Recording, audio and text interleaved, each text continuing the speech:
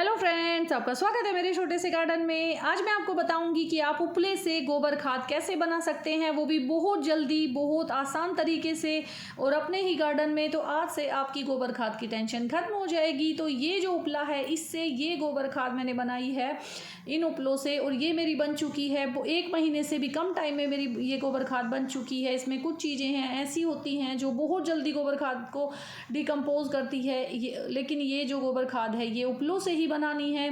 इसका जो तरीका है वो बहुत आसान है, और आप इस तरह से थोड़ी थोड़ी करके अपने गार्डन में गोबर खाद बना सकते हैं। मैंने तो ये छोटी बाल्टी में बनाई है। आप 20 लीटर की बाल्टी ले सकते हैं, आप 10 लीटर की बाल्टी ले सकते हैं। जितनी आपको बनानी है उतनी ही आप बना सकते हैं, या फिर आप मेरी तरह थोड़ी थोड़ी बनाकर स्टोर कर सकते हैं। जैसे मैं एक कट्टे में स्टोर करती रहती हूँ, जब भी मुझे ज़रूरत पड़ती है अपनी मिट्टी में मिक्स कर देती हूँ। इससे आपकी गोबर खाद की जो टेंशन है वो ख़त्म हो जाएगी।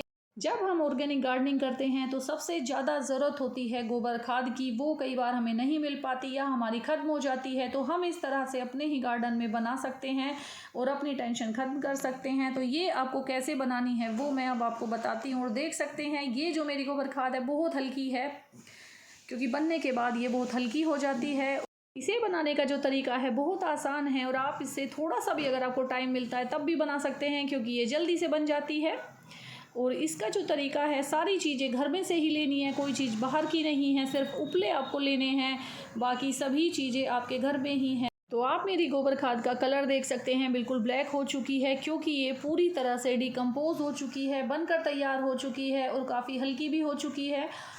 तो इस तरह से मैं बनाकर अपने इस कट्टे में स्टोर करती रहती हूँ। आप देख सकते हैं इस कट्टे में मैंने सारी जो गोबर खाद है वो स्टोर कर रखी है।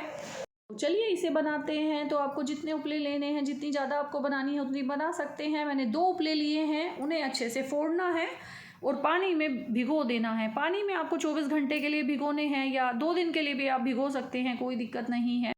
तो ये अब 2 दिन बाद का रिज़ल्ट है। 2 दिन बाद ये जो मेरे उपले हैं पूरे अच्छे से पानी में भीग चुके हैं। अब क्या करना है, इन उपलों को पानी से निकालना है, सभी उपलों को। और पानी से निकालने के बाद इन्हें फोड़ लेना है, बारीक फोड़ना है, क्योंकि ये गीले हो चुके हैं, 2 दिन तक भीगे रहे, इसलिए तुरंत ही फूट जाते हैं आराम से। इन्हें फोड़ने के बाद जो इसमें पहली चीज़ आपको मिलानी है डिकम्पोज करने के लिए, जो बहुत ज़्यादा ज़रूरी और सबसे पहली चीज़ है, वो जो चीज़ है हमारे घर में ही होती है, वो मिलानी है आपको दही। आपको छाछ नहीं मिलानी है खट्टी, क्योंकि खट्टी छाछ जो होती है वो फंगिसाइड का काम करती है। इसीलिए आपको दही लेनी है। जो दही होती है उसमें वो माइक्रोब्स होते हैं, वो जीवाणु होते हैं जो हमारे इस गोबर को जल्दी से डिकम्पोज कर देंगे। दही में प्रोटीन होता है, लैक्टिक एसिड होता है, और फंगस को कंट्रोल करने की शक्ति होती है। दही बहुत गुणकारी होती है। छाछ, इसे आपको क्या करना है, इसमें मिला देना है, और जब आप इसको इसमें अच्छे से मिक्स कर देंगे तो जो इसके सारे गुण हैं वो इस खाद में आ जाएंगे, और जो इसमें बहुत सारे जीवाणु हैं वो इस खाद को जल्दी डिकम्पोज कर देंगे। मैंने 2 उपले लिए हैं और वो 2 किलो के बराबर थे दोनों उपले। तो इसमें मैंने मिलाई है 50 ग्राम छाछ। तो इस तरह से आप भी इसकी मात्रा ले सकते हैं। जो दूसरी चीज़ है वो है बेसन। ये भी बहुत ज़रूरी होता है, क्योंकि जो जीवाणु इसमें पैदा होंगे उनका ये भोजन होता है। और बेसन में भी अपने बहुत सारे गुण होते हैं, जैसे कि कैल्शियम होता है, आयरन होता है, मैग्नीशियम होता है, फास्फोरस होता है, और ये फर्मेंटेशन के लिए बहुत ज़रूरी होता है बेसन। तो इसीलिए बेसन को भी मिलाना ज़रूरी है। और जो जीवाणु इस खाद में पैदा होंगे तो उनका ये खाना भी होता है, तो इसीलिए बेसन बहुत ज़रूरी है। और सेकंड चीज़ है जो इस खाद में मिलाना है, जो मदद करेगा इसे जल्दी डिकम्पोज करने में। तो बेसन मिलाने के बाद हमें तीसरी चीज़ मिलानी है गुड़ का पानी। यानी कि ये जो गुड़ है मैंने ये पानी में डाल के भिगो लिया है, इससे ये पानी में घुल जाए। और घुलने के बाद इस पानी को इसमें डालना है। गुड़ सबसे ज़रूरी पार्ट भी कह सकते हैं, क्योंकि गुड़ ही जो जीवाणुओं का खाना भी होता है। जीवाणुओं की जो संख्या होती है उसे बहुत तेज़ी से बढ़ाता है, 100 गुना ज़्यादा तेज़ी से ये गुड़ हमारी इस खाद में जीवाणुओं की संख्या को बढ़ाएगा। जितने ज़्यादा जीवाणु इसमें पैदा होंगे उतनी जल्दी ये खाद बनेगा। तो इसीलिए गुड़ का मिलाना बहुत ज़रूरी है। और गुड़ में भी अपनी बहुत सारी चीज़ें होती हैं, कैल्शियम, फॉस्फोरस, जिंक। अब जो चीज़ इसमें मिलानी है वो है हमारा पहले बना हुआ गोबर खाद, या हमारे पास जो भी गोबर खाद है, वर्मी कंपोस्ट है, वो भी हम मिला सकते हैं, क्योंकि हमें इसमें वो भी जीवाणु चाहिए जो हमारे बने हुए गोबर खाद में है। ये जो जीवाणु इसमें है ये इसे जल्दी डिकम्पोज करने में मदद करेंगे। जैसे हम जब किचन कंपोस्ट बनाते हैं उसमें बनी हुई किचन कंपोस्ट थोड़ी सी डाल देते हैं जिससे वो जल्दी बन जाए, तो इसी तरह से इसमें थोड़ा सा बना हुआ खाद डालना है और ये जल्दी बन जाएगा। इससे इसकी जो बनने की प्रक्रिया है वो बहुत तेज़ी से होगी। अब आपको ये अच्छे से मिक्स करना है, पूरा अच्छे से मिला देना है। और ये जो गोबर खाद है इसमें आपको 3-4 मुट्ठी इसकी ज़रूर डालनी है। बाकी जो चीज़ें हैं वो 50-50 ग्राम इसमें डालनी है, लेकिन ये जो गोबर खाद है आप 3-4 मुट्ठी आराम से डाल सकते हैं। इसके बाद अब बहुत ज़रूरी चीज़ जो बहुत जल्दी डिकम्पोज करती है ये है WDC यानी कि वेस्ट डिकम्पोज़र, जो हमारे पास होना ही चाहिए अगर हम ऑर्गेनिक गार्डनिंग करते हैं, क्योंकि ये वेस्ट चीज़ों को जल्दी डिकम्पोज करता है, बहुत ही तेज़ी से करता है।